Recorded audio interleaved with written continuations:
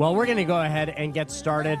I don't think anybody here is new to this initiative, but because of the recording and just in case you are, the STEM Learning Ecosystems Community of Practice, the SLECOP, supported by TIES, which you can find at stemecosystems.org, harnesses the power of business and industry, funders and foundations, K-12 schools, higher education, and more to find solutions to common problems and to build thriving communities. The SLECOP is focused on being an inclusive STEM community that champions access to innovation, opportunity, equity, and lifelong learning. As you know, we experienced some transformative moments during the convening in beautiful Jacksonville, Florida back in May.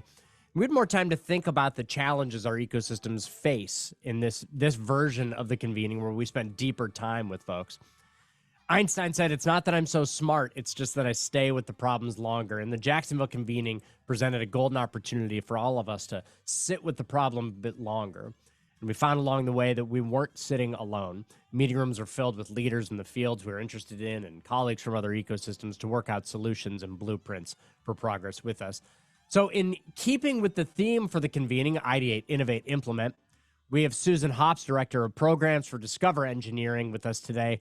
You'll learn a little bit more about how to use their robust portfolio of free, you heard it, free engineering curriculum, as well as their exciting international I think Xan is telling me it's Hoops. Sorry, Hoops. International Future City competition that's open to students near you. If you have a question as Susan is speaking, go ahead and pop it into that Q&A tool. You should have a little Q&A tool down at the bottom. I'm going to make a change right now so that you also should be able to see questions other people pose and upvote those. Hit the little thumbs up button. If we get a lot of questions, that helps us figure out which ones to go to in our limited time. Susan doesn't know this, but the rest of you probably do. We always offer that if there are too many questions for the time we have allotted, we'll make sure to get those to Susan, and we'll get those back to you, those answers, in the follow-up email. So I'm very excited to welcome Susan Hoops to us with us today. Susan is a dedicated association management NP professional with 14-plus years of experience in the nonprofit sector. Susan serves as the Director of Programs for Discover Engineering, which is the backbone organization behind Engineers Week, established in 1951. Introduced a Girl to Engineering Day, 2001, World Engineering Day, 2016, and formerly known as the Global Day of the Engineer. The Persist Series, 2005, and the Future City Competition, 1993. This isn't some kind of fly-by-night upstart Xan that we have with us today. This is an established person in this field. Susan, we're so excited to have you with us today. Before you start, I'm hoping that you could talk to us a little bit about engineering. What is it about engineering that's drawn you to work so hard, in your organization to work so hard to engage students around the vocation and around the world? Sure. So part of my interest is, right, I'm not an engineer, but at the end of the day, we're all engineers in some ways, in things that we do, how we problem solve, how we engage others. It is a critical part of what happens in the world around us, and it is a critical career choice for a lot of kids that could be considering it. At the end of the day, it's about bettering our communities that we serve in, and it is about obviously making things better for our youth and our own children. So that's really what drives me. That's awesome. Well, I know I'm really excited to learn about Future City. I get to sit behind here and ask people questions, but I also work with one of the ecosystems that's near me, and so I'm always looking for new opportunities for the young people in our ecosystems. So tell us about Future City. What makes it the ultimate STEM competition? So I thought I would start off initially by letting you guys know a little bit about Discover E. Some of you may have joined us when we were at the event in Jacksonville, but Discover E itself is a coalition that was formed in 1951, right? But what does that mean? So Discover E started really as an organization out of the National Society of Professional Engineers. And we have really two missions for us, or two reasons why we exist today. One of it is to celebrate our engineers, technologists, and technicians, and the field itself. And we do that through our program, Engineers Week, which is worldwide and what a lot of people know exists today, but they don't realize that there's an organization sitting there behind it. So that is really a PR, push really to drive that celebration of our engineering world and the impact that it's making in our communities. And that happens in February. So for anyone who doesn't know what Engineers Week is, it happens in February every single year. And you'll start to see that if you look around your communities in February, whether it's at your museums, in your local transportation. If you have public transit, the New York City Port Authority has like massive banners hanging in the month of February in their buildings, celebrating all of those people that work for them. So that's one component of who we are. And the other side of why we exist is really to increase our youth, particularly in the K-12 space, is engineering experience and their understanding of the engineering world. So whether that is through the free programs that we offer, or it is through the research that we do. We have a report out called Messages Matter that may entice some of you. Go to the website, check it out. But it really is us digging into particularly that high school space where we surveyed high school students and their parents over the course of a year to learn exactly where their baseline understanding of the engineering world is and where they think that can go. Surprising, not surprising. A lot of kids today don't know a lot. They couldn't initially name a living engineer. They didn't understand that the engineering workforce could be a very lucrative and successful career.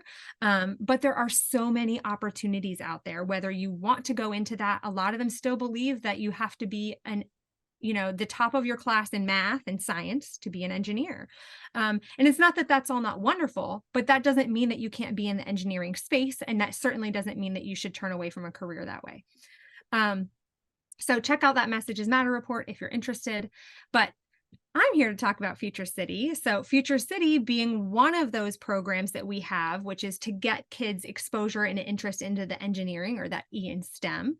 And so I'm curious in the chat if maybe you guys could share, and I'll check this out later, but who here has experience prior to this call of the Future City competition or was aware of it? Maybe you were at our session that Thea spoke at in Jacksonville, but I'd be curious to know that.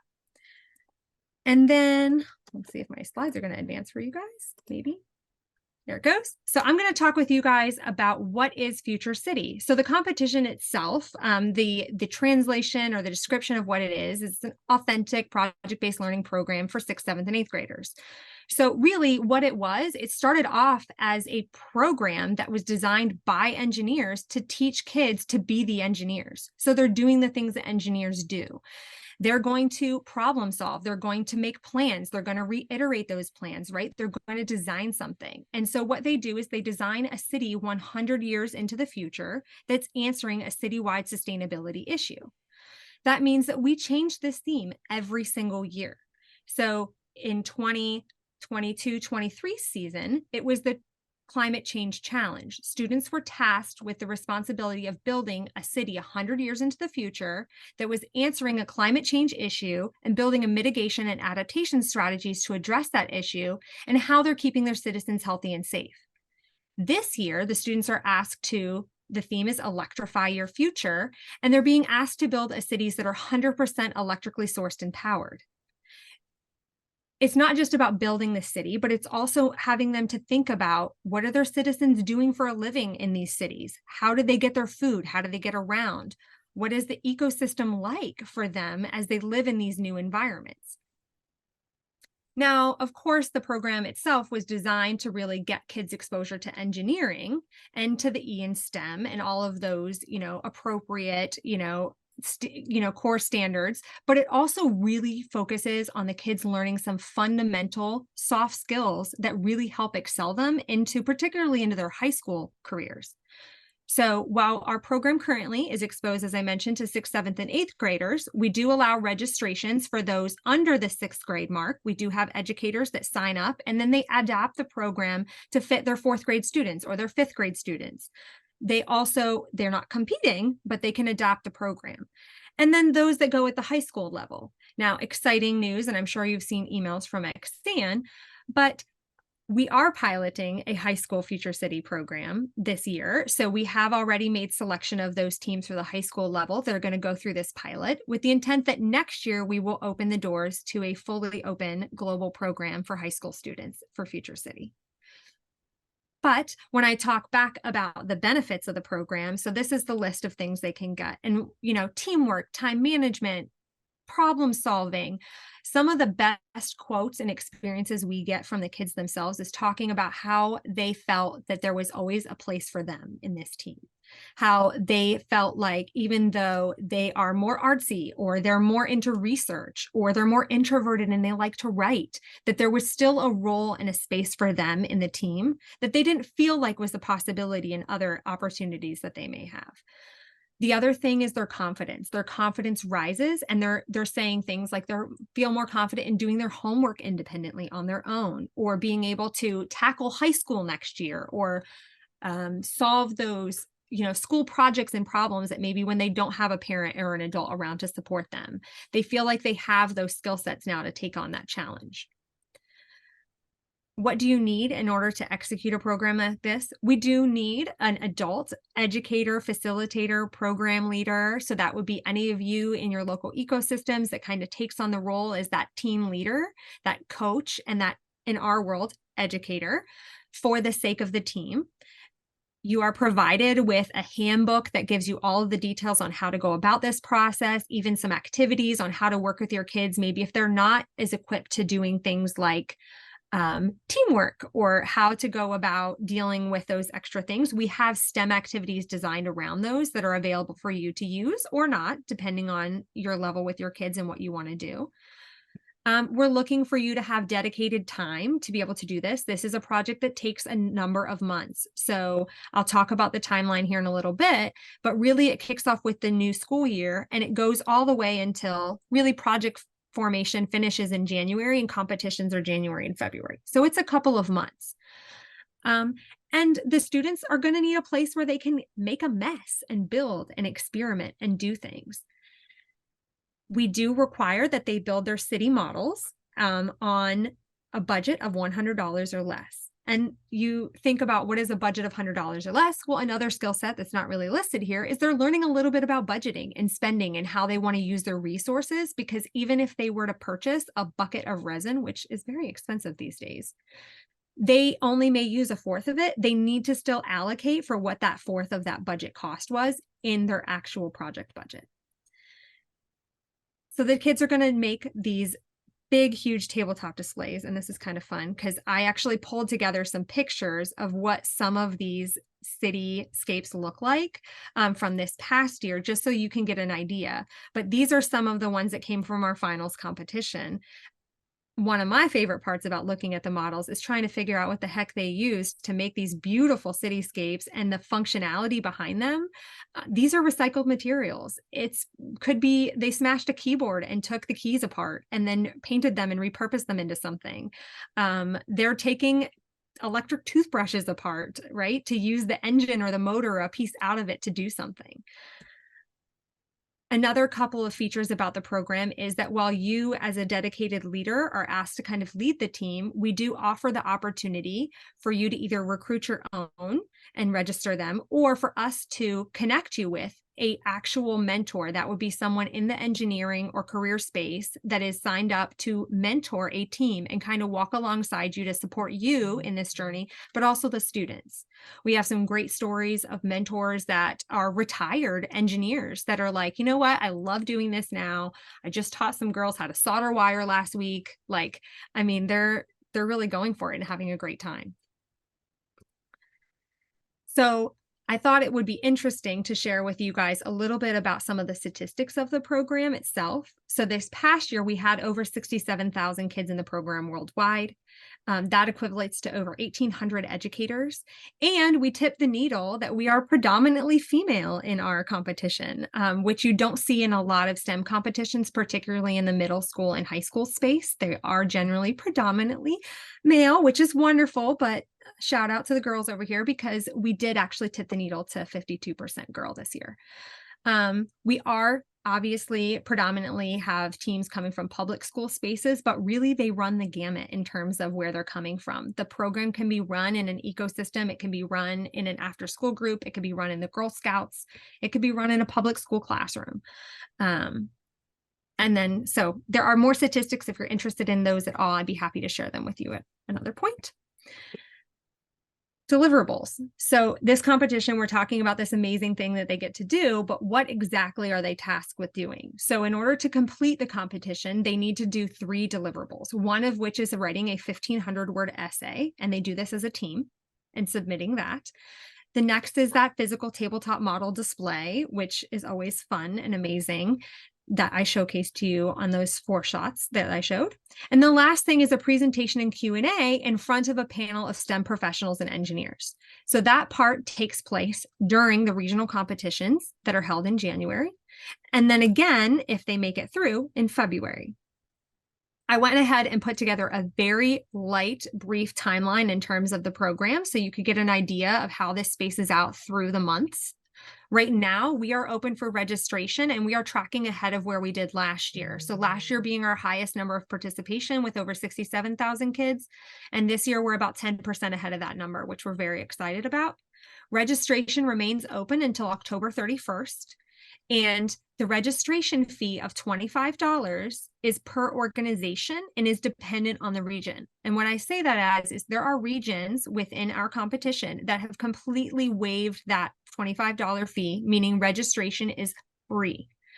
The $25 fee is per organization. So your ecosystem could register for $25 and there could be 12 different leaders that have teams as part of that $25 registration. We will do a theme webinar in October, likely early October. The exact date has not yet been set, but that is with experts based on the theme. So we get content experts based on the theme that year. This year, we will have, electrical engineers and those in the electrical engineering space thinking about the advancement. We will have representation from NASA and UL on that call talking to the kids and the educators doing this year's theme about what they do with their career, thinking about what they should be thinking about when they try to design their cities or try to get them excited about, what they want to go research and do for their own city location. The essay deadline is in December, and there's an asterisk, as you note here, for some of these deadlines because the essay deadline as well as the regional competitions are dependent upon your region, but they do take place. Essays are turned in December. Regional competitions take place in January. They have to take place in January. And then the winning teams from these regional competitions here in the United States, as well as China and a few other international locations, they send their top team forward to come to the finals competition in Washington, D.C. in February that takes place during Engineers Week. So it's a great opportunity for your kids potentially to get out of their community and see a different part of the country by coming to DC if they make it that far. But aside from competition, even if the team doesn't make it to regionals, even if you miss a deliverable, again, you're still learning all of those amazing soft skills that are so valuable in their progress into their high school career. So this was a lot of information. I put together some quotes here that might stand out to you. These are from, schools and what they get out of the experience, and we'll share this slide deck with you afterwards. But I encourage you to consider registering. If you're not feeling like you're completely confident in competing, we do offer a resource-only option for registration, which means that you can register and then get access to all of the materials, work with your students however you would like in terms of your own schedule, and not compete. So that is an option as well to try out this year. But this is all I have for you. There's probably questions for me. And if you're too shy to ask them today, I put the email in here that you can shoot off an email and ask us at a later point. So make sure to write that email down, futurecity@discovere.org. It's like the French version, almost, it looks like, of the discover.org. So I'm wondering, Susan, while we see if anybody else has any questions, I'm wondering if you could talk a little bit about the deadlines that you mentioned. Xan's messaging me and saying, are the deadlines, actually 2023 kind of because the year's sort of, nearing it. When do things need to be into? Sure. So registration will close in October of this year, and then teams will spend, teams are starting to gather now, right, with the school year. So we do have teams already in, they're already thinking about what they're doing. They're going to work on their essays probably first, but your team size can be anywhere from 3 students to there is no limit. We have seen teams of, 5 kids on a team. We have seen teams of 40 kids on a team.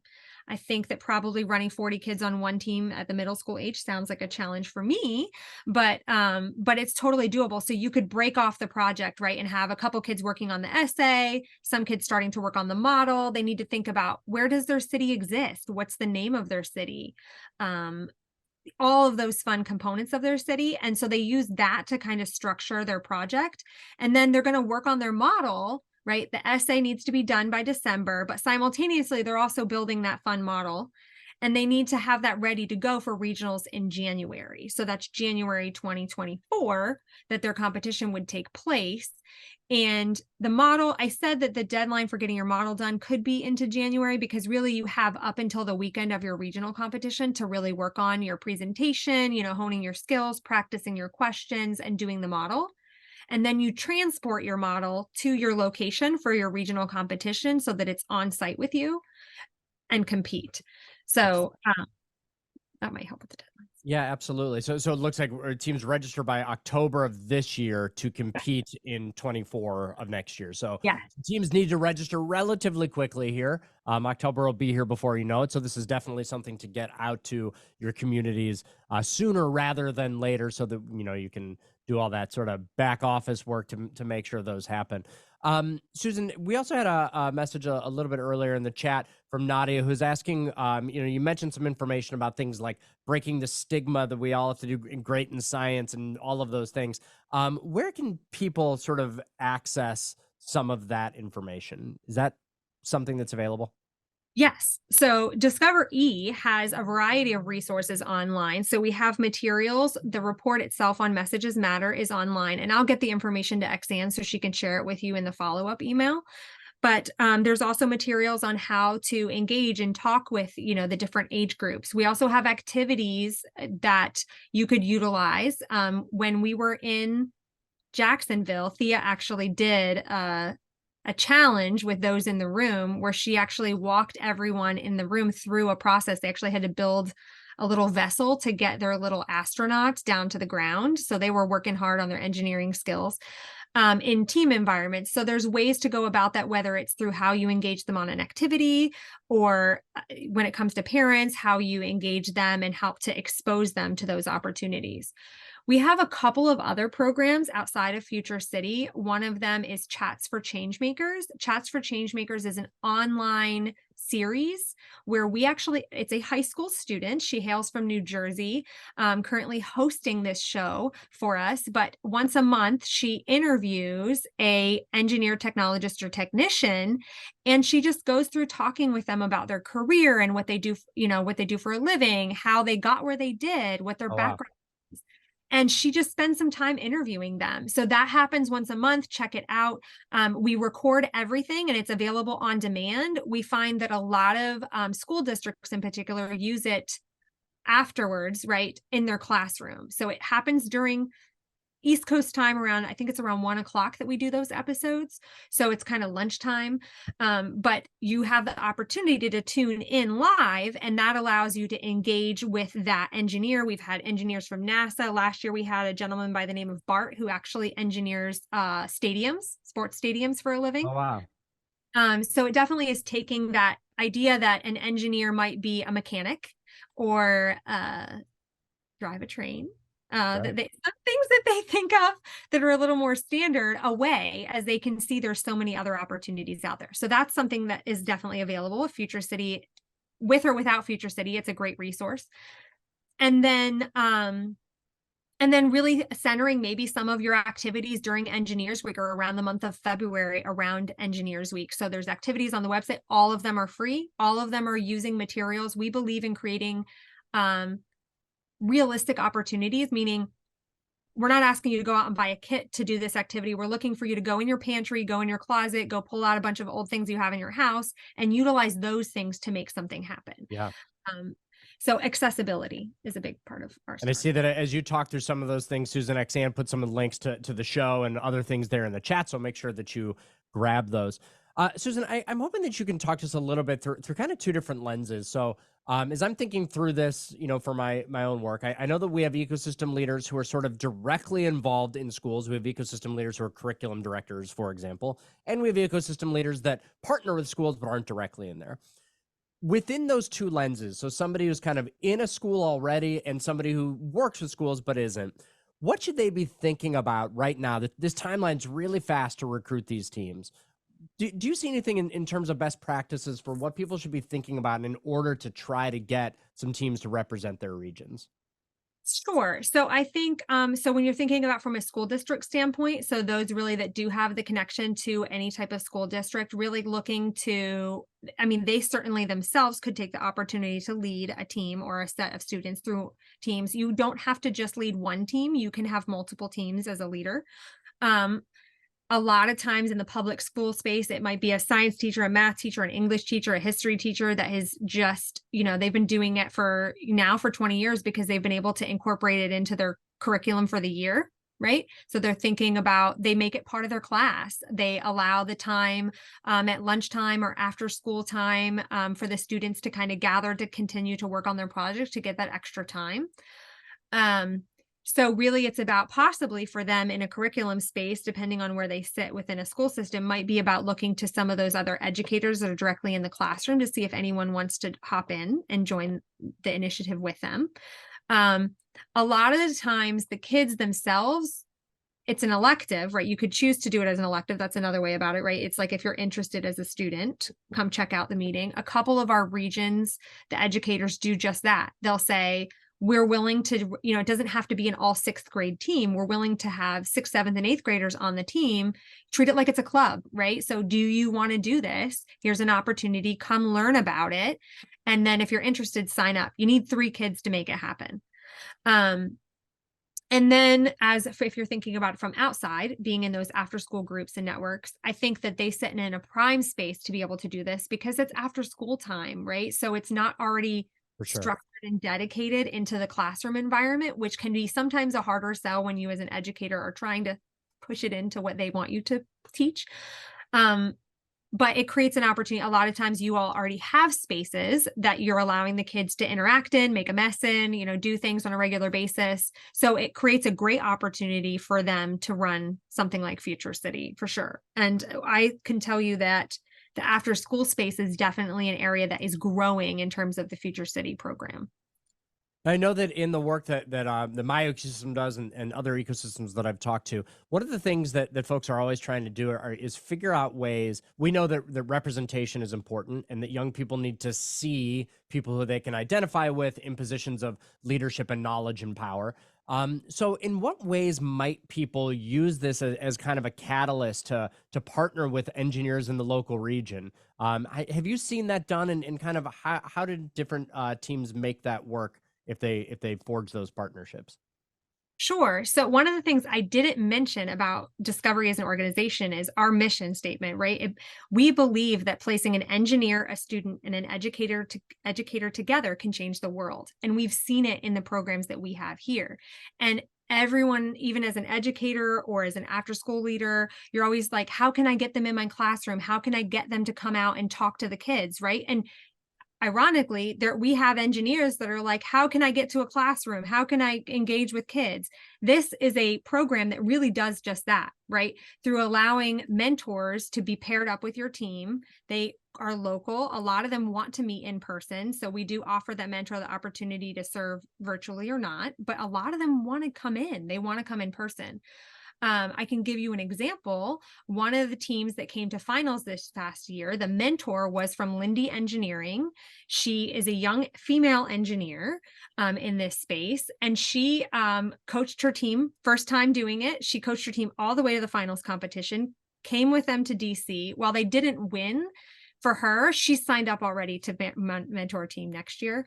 But she had then the company support at a local level, right? They sponsored kids' t-shirts, so they all had a team t-shirt to wear and things like that. So it is a way to engage your community. If you have connections through parents or through your local engineering firms, you can reach out to them and say, look, we're signing up to do this competition and we're looking for some mentors. We're looking for some people. It's a program that any of our mentors that come through, they do have to sign up and do a background check.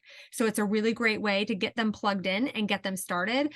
And I believe in our programs, and I've seen it at work. At the end of the day, once you're in, you kind of don't want to leave because you love doing it. So I think it's a great way to give you a reason to reach out to those in your community to play with your kids.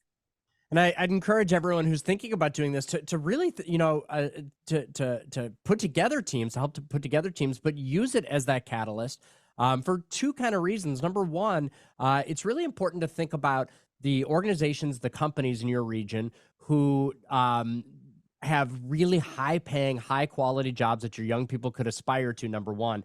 And selfishly, when we think about that enlightened self-interest, a lot of those companies are really thinking about and concerned about what their future pipeline is. So this becomes a really good pitch to those companies to say, hey, listen, we want to help you with your pipeline. We want to introduce your company and the great jobs that you have to young people in the region. And that's really a great way to get folks involved.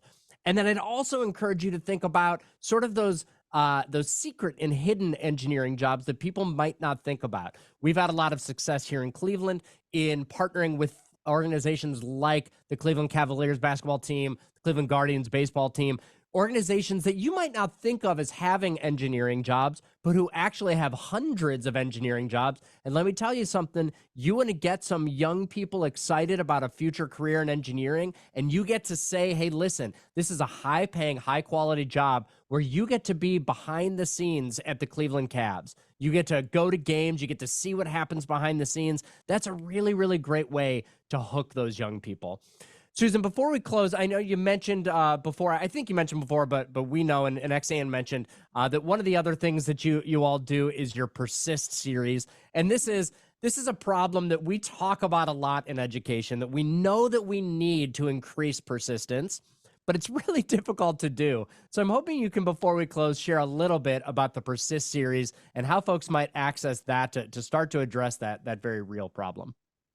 Sure. So the Persist series, while it's really designed for those in the collegiate and coming out into the engineering workforce, particularly females and the underserved and underrepresented, is another one of those video series where female engineers have been interviewed, particularly by there's a host on the show that talks with them about, why they made their decisions to become an engineer, what challenges they faced. And it's a little more raw because obviously as a female and a young, they're talking a lot about, what it was like for them to be a Black female engineer who had to address issues, to be questioned about where they come from, things like that are not necessarily just things that people want to talk about, but it allowed these women to kind of take an opportunity and talk to others. And hopefully, as we continue to move the needle to bring more women to the engineering workforce, I think it's somewhere around 19% of the engineering workforce is female, which it's 2023. And so there's a huge divide here, but a lot of women tend to go into the engineering world. They finish their degrees and then they leave it because it's still not a place for them. So ultimately, while our organization doesn't have, big efforts into, what is the workforce changes happening through our coalition, through our corporate partners and things like that, we're constantly trying to learn more about and trying to educate those coming up through the line so that we can continue to make changes. So that's available online. You can check it up on the website. We have series episodes from last year as well as this past year, and the episodes are more limited. We do have an episode that will be taking place during the Hill event, which is during Women's Day in Engineering, but that's all the way in June. So the next one will come up in June of 2024. Well, perfect. Susan, I really appreciate you spending the time today. Thank you for sharing this opportunity for our ecosystems. I know I'm excited to explore it here in Cleveland.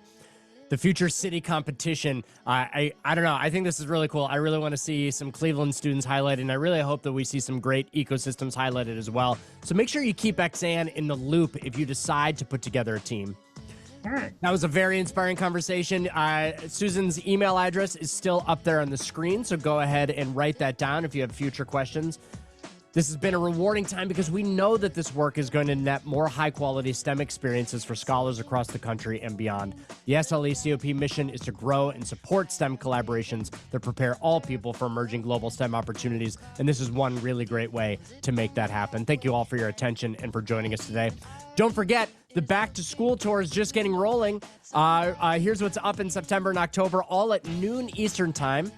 September 7th, we have Lab Exchange. September 14th, the Double Solar Eclipse webinar. That's one that I'm really looking forward to. September 20th, Hispanic Heritage Month. And October 17th, our friend Ruth Farmer and the Last Mile Education Project. Make sure to join us for all of those. You'll be able to access all of those in the STEM Ecosystems website. Thank you again, Susan, for joining us today and teaching us about this opportunity. And thank you all for joining us. And we'll see you all next time.